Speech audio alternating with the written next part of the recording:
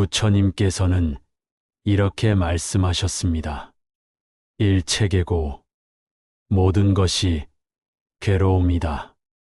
이 말을 처음 들었을 때 많은 사람들이 절망했습니다.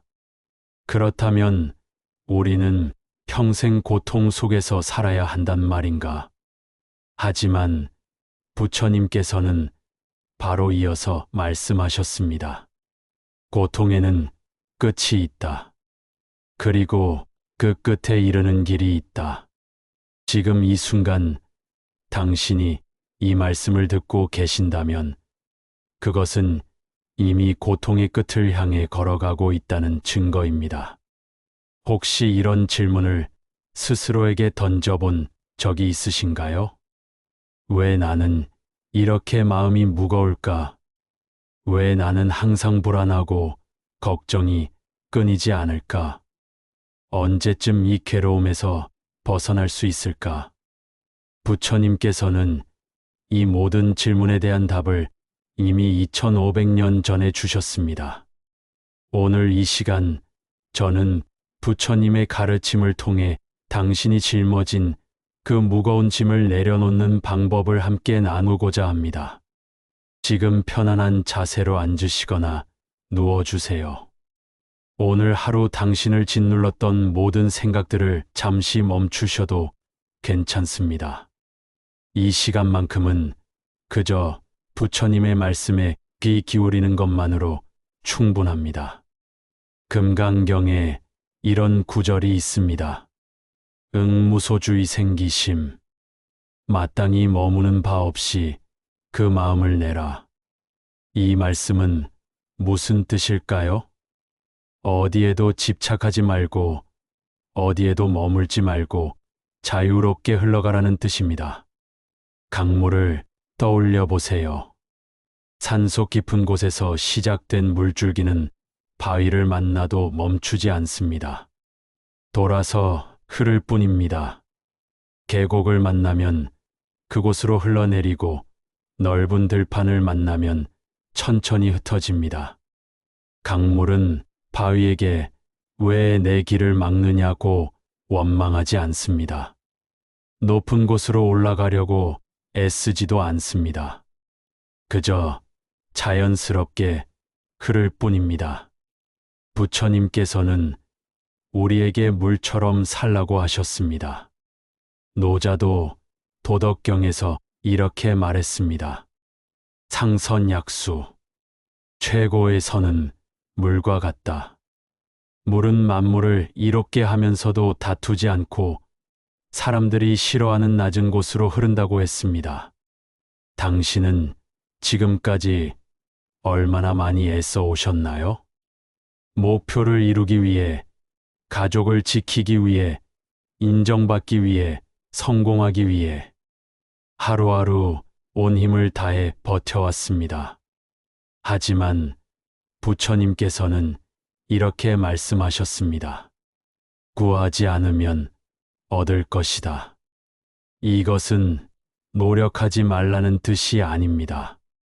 노력은 하되 그 결과에 집착하지 말라는 뜻입니다. 씨앗을 심은 농부를 생각해 보세요. 농부는 씨앗을 뿌리고 물을 주고 정성껏 돌봅니다. 하지만 매일 땅을 파헤쳐 왜 아직 싹이 안 트느냐고 재촉하지 않습니다.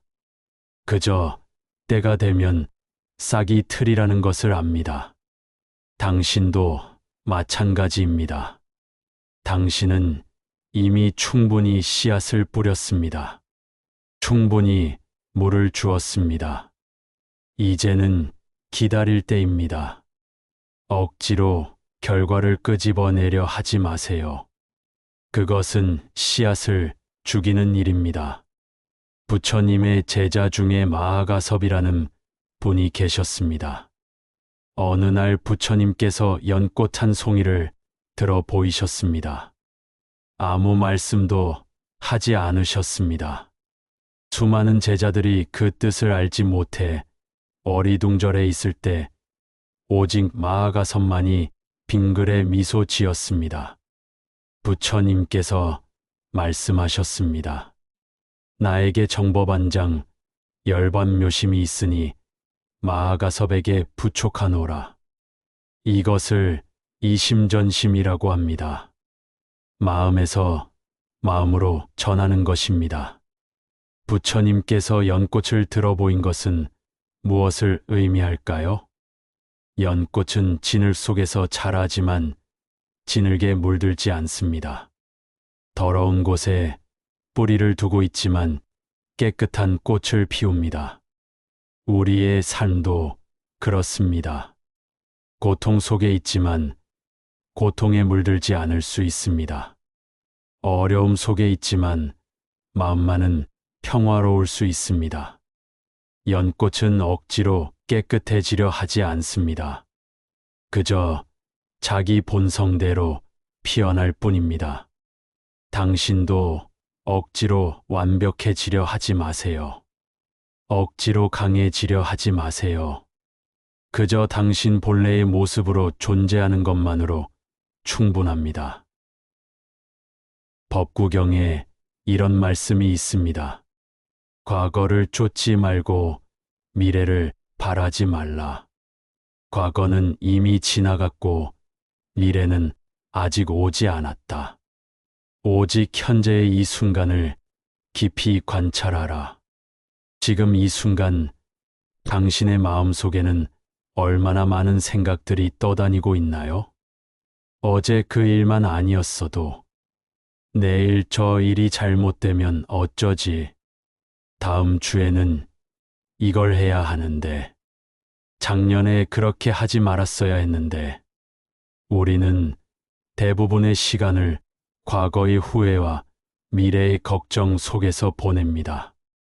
정작 지금 이 순간은 놓쳐버립니다. 부처님께서는 이것을 망상이라고 하셨습니다. 과거는 이미 사라졌습니다. 아무리 후회해도 돌아오지 않습니다.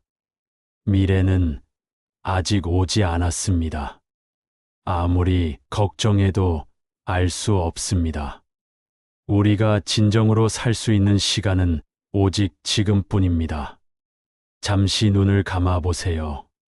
지금 이 순간 당신의 호흡을 느껴보세요.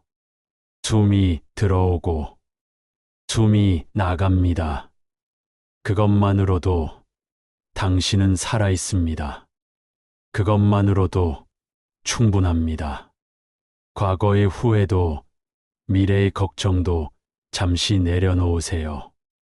지금 이 순간 당신은 안전합니다. 당신은 괜찮습니다. 부처님께서는 사성제 중 두 번째로 집제를 말씀하셨습니다. 고통의 원인은 무엇인가? 바로 집착입니다. 우리는 무엇에 집착할까요? 돈에 집착하고, 명예에 집착하고, 관계에 집착하고, 건강에 집착합니다. 심지어 행복에도 집착합니다. 이것을 가져야 행복할 거야. 이것을 잃으면 불행할 거야. 이런 생각이 우리를 괴롭힙니다. 반야심경에 이런 구절이 있습니다. 무소득고 무소득. 얻을 것이 없기에 얻을 것이 없다. 처음 들으면 이해하기 어려운 말씀입니다. 하지만 깊이 생각해 보면 놀라운 지혜가 담겨 있습니다. 모든 것은 원래 비어 있습니다. 내 것이라고 할 만한 것이 없습니다. 돈도 잠시 내 손을 거쳐가는 것이고, 명예도 순간의 그림자일 뿐이며, 심지어 이 육신도 언젠가는 흙으로 돌아갑니다. 그렇다면 무엇을 붙잡으려 애쓸 필요가 있을까요? 한 수행자가 스승에게 물었습니다. 스님, 어떻게 하면 깨달음을 얻을 수 있습니까? 스승이 대답했습니다. 깨달음을 얻으려는 그 마음을 내려놓아라.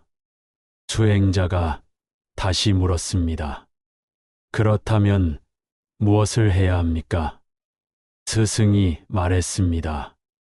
아무것도 하지 마라. 그저 있는 그대로 있어라. 집착을 내려놓는다는 것은 아무것도 하지 않는다는 뜻이 아닙니다. 노력은 하되 결과에 목매지 않는 것입니다. 사랑은 하되 소유하지 않는 것입니다. 살아가되 집착하지 않는 것입니다.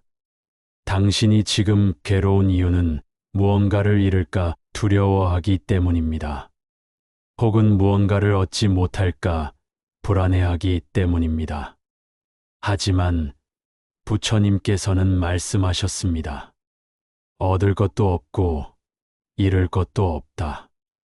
모든 것은 인연 따라왔다가 인연 따라갑니다. 억지로 붙잡지 마세요. 그것은 모래를 움켜쥐는 것과 같습니다. 꽉 쥘수록 더 많이 흘러내립니다. 손을 펴세요. 그러면 모래가 손바닥 위에 편안히 머물 것입니다. 부처님께서 깨달음을 얻으신 후 처음 하신 말씀이 있습니다. 모든 존재는 무상하다. 생겨났다가 사라진다. 이것을 재행무상이라고 합니다. 세상의 모든 것은 변합니다. 영원한 것은 없습니다. 봄에 피었던 꽃은 여름이 지나면 시들고 여름의 푸르름은 가을이 오면 물듭니다. 가을의 단풍은 겨울이 되면 떨어지고 겨울의 추위는 다시 봄이 오면 녹아내립니다. 사계절이 끊임없이 변하듯 우리의 삶도 변합니다. 좋은 일도 영원하지 않고 나쁜 일도 영원하지 않습니다. 지금 당신이 겪고 있는 고통도 영원하지 않습니다. 반드시 지나갑니다. 페르시아의 한 왕이 반지를 하나 만들었다고 합니다. 그 반지에는 이런 글귀가 새겨져 있었습니다. 이 또한 지나가리라. 왕은 좋은 일이 있을 때마다 이 반지를 보며 교만하지 않았고 나쁜 일이 있을 때마다 이 반지를 보며 절망하지 않았습니다. 당신도 지금 이 말을 기억하세요. 이 또한 지나가리라. 지금의 고통도, 지금의 불안도, 지금의 외로움도 반드시 지나갑니다. 구름이 하늘을 가려도 해가 사라진 것이 아니듯 고통이 당신을 덮어도 당신의 본래 모습이 사라진 것이 아닙니다. 구름은 바람을 타고 흘러갑니다. 고통도 시간을 타고 흘러갑니다. 그러니 조금만 더 견디세요. 조금만 더 기다리세요. 부처님께서 함께하고 계십니다. 법화경에 이런 이야기가 나옵니다. 어떤 사람이 친구 집에서 술을 마시다 잠이 들었습니다. 친구는 급한 일이 생겨 떠나야 했는데 자고 있는 친구의 옷 속에 값비싼 보석을 몰래 넣어두고 갔습니다. 그 사람은 깨어난 후 보석이 있는 줄도 모르고 평생 가난하게 살았습니다. 수십 년이 지나 우연히 그 친구를 다시 만났고 친구가 말했습니다. 자네 옷 속에 내가 보석을 넣어두지 않았나? 왜 그걸 쓰지 않고 가난하게 살았는가? 그제야 그 사람은 자신이 평생 보물을 품고 살았다는 것을 알게 되었습니다. 부처님께서는 말씀하셨습니다. 모든 중생은 불성을 가지고 있다. 당신 안에도 이미 부처님이 계십니다. 당신은 이미 완전합니다.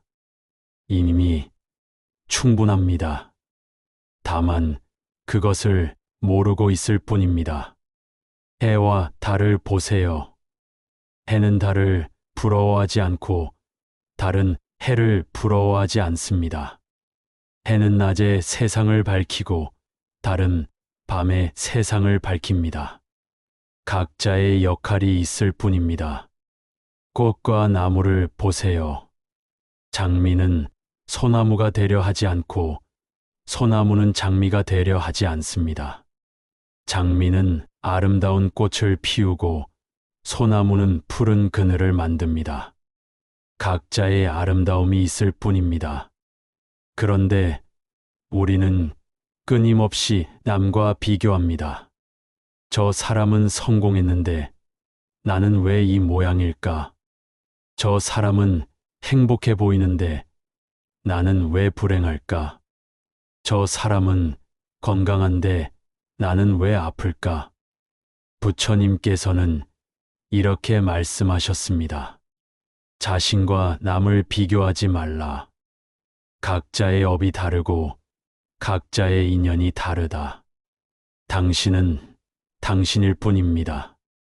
남이 될 필요도 없고 남이 될 수도 없습니다. 당신의 속도로 가세요.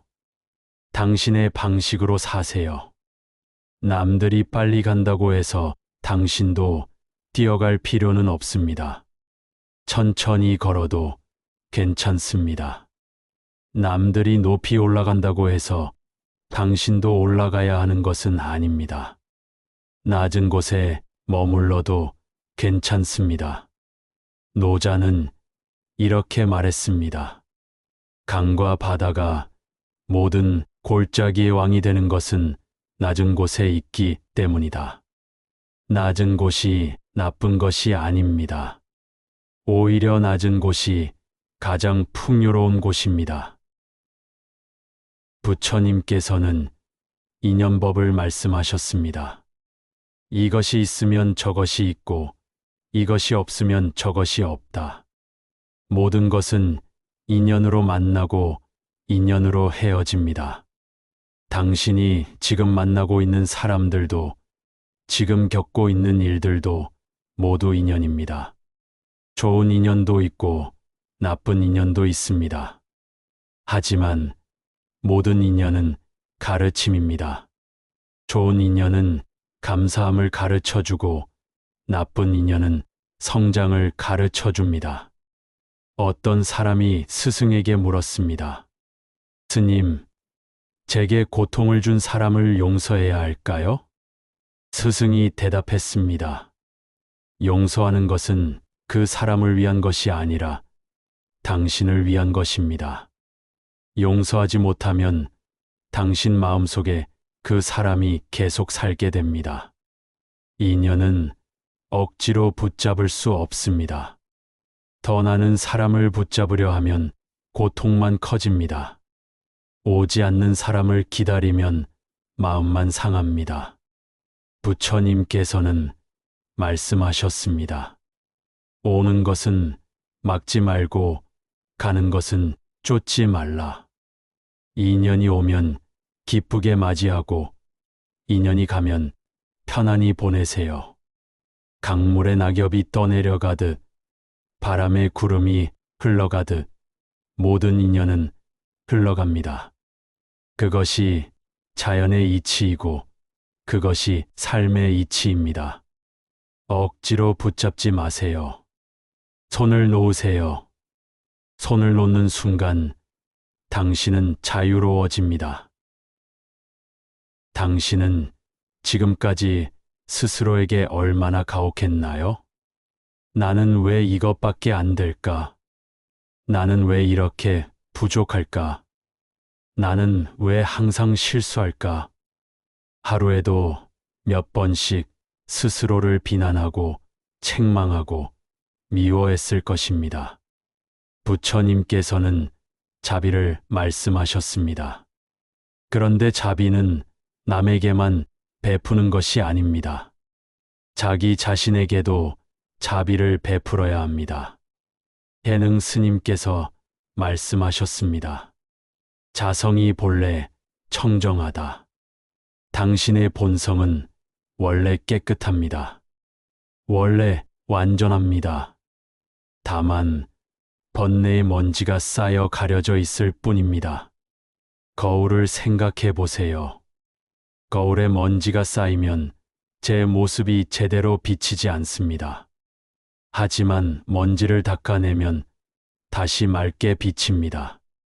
거울 자체는 변한 적이 없습니다.